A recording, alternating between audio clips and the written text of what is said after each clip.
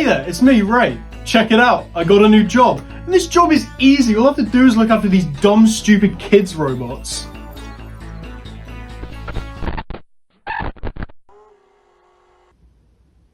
Where did he go? Five Nights at Freddy's. No, it's not a situationship, but rather an absolute juggernaut of a video game franchise. In the almost 10 years since the first game's release, we've had 10 games, 28 books, one movie with sequels supposedly on the way, and an absolute ton of merchandise. Released on the 8th of August 2014 on the PC and the 12th of January 2021 on consoles via the Core Collection, this franchise took the internet by storm, with everyone and their dogs playing the game and screaming at it as if it's the scariest game ever made.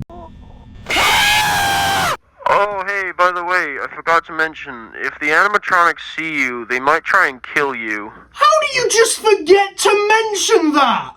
The gameplay of most Five Nights games is pretty simple and repetitive. All you have to do is survive all the nights until 6 AM, and avoid being killed/jump scared by any of the animatronic characters. You are completely unable to move, and have limited options in terms of survival, with you having doors to shut to keep any of the animatronics out, a camera to see where any of them are, and lights to check to see if any of them are outside. The game builds itself up quite strongly, with the first night of the game essentially being a glorified tutorial on how the game works. This is done via a phone call which you get at the beginning of each night. The phone calls also service as the game's way of storytelling, with the phone guy telling you about what the pizzeria is, who Freddy, Bonnie and Chica are, and also mentioning the now infamous Bite of 87. The game's story is very vague, and we receive very little information on what actually happened to Freddy Fazbear's Pizza. This cryptic way of storytelling, I believe, is what led to the game becoming as huge as it is, with thousands of people making videos on it, theorising about the game's story. But the little information we do get through the phone guy's calls is enough to get your brain wandering. By looking at news clippings dotted throughout the pizzeria, you can find out the real reason these animatronics are after you. That being that these animatronic suits are actually haunted by dead kids whose bodies are still in the suits. I didn't even have a joke for that, that's just messed up. The first night is also where you get a true feeling for the game's atmosphere. As far as I'm aware, you can't really die on the first night unless you're really bad, but my god does the game do a good job of just making you feel uncomfortable. From the sound design, the almost mouldy look of the pizzeria, the looks that the animatronics give to the camera, it all builds such a tense feeling, and as a kid it really used to terrify me. One of the creepiest cameras in the entire game in my opinion is the kitchen, as the camera is actually broken in there, meaning that you have to rely entirely on sound cues to figure out if anyone is actually in there. I don't feel safe here anymore! Night 2 is essentially Night 1 again, only this time the animatronics are slightly more likely to kill you.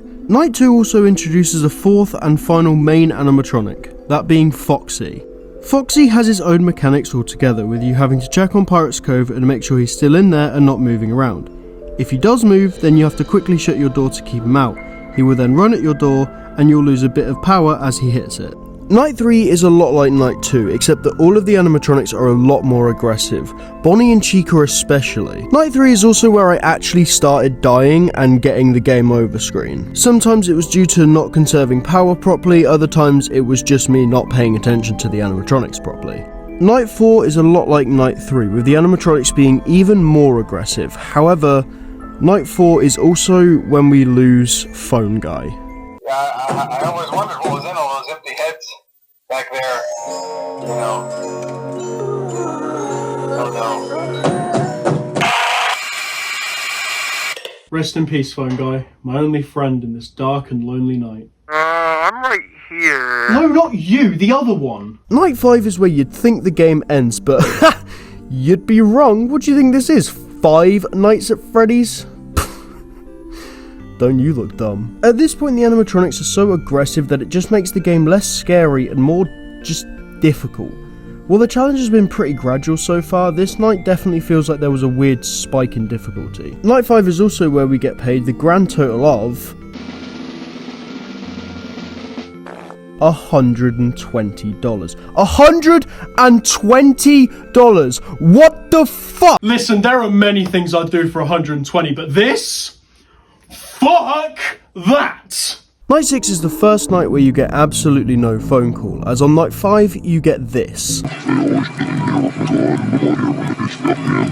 The lack of phone call is honestly such an isolating feeling. Before you at least felt a little bit safer knowing that you could hear another voice, but this time, nothing. You're truly alone with these animatronics, and with how aggressive they are at this point, it really feels like you're truly never safe. I want to sit here and say that Night 6 is the scariest night of the game because of this isolating feeling. However, Night 6 almost feels unfair with how active the animatronics are.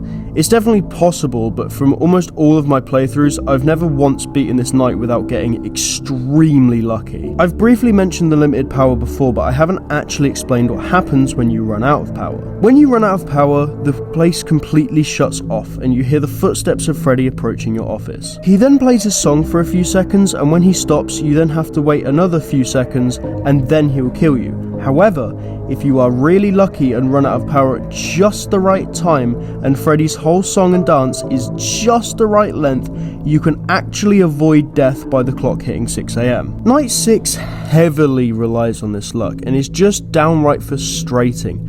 It doesn't feel fair, and by the time you've beaten the night, it doesn't even feel worth it. Another issue I have with the game is when it comes to the late game nights, not only is the game frustratingly difficult, but the game is also just kind of boring. The atmosphere and design of everything is absolutely incredible, but at this point you've probably been jump scared quite a few times, and so it's lost all its punch. And all the creepy stuff you can notice and speculate about has already been seen within the last hour or so of gameplay. But I mean, hey, at least you get overtime pay at the end of the night, so that's a plus, I guess. After all that hard work, you unlock the 7th and final night, Custom Night. This is exactly how it sounds. You control what characters come after you and how aggressive they'll be. This is also where you will find the secret 5th animatronic, Golden Freddy. By entering 1987 on each animatronic's AI, you are then greeted with his face and unique jump scare sound effect. The Custom Night adds a lot of replayability, which is always nice of course, but the real challenge is the All 20 mode, where all the animatronics are as angry as they can possibly be. I have played through this game a fair few times, and despite that, I have never beat this mode. I tried.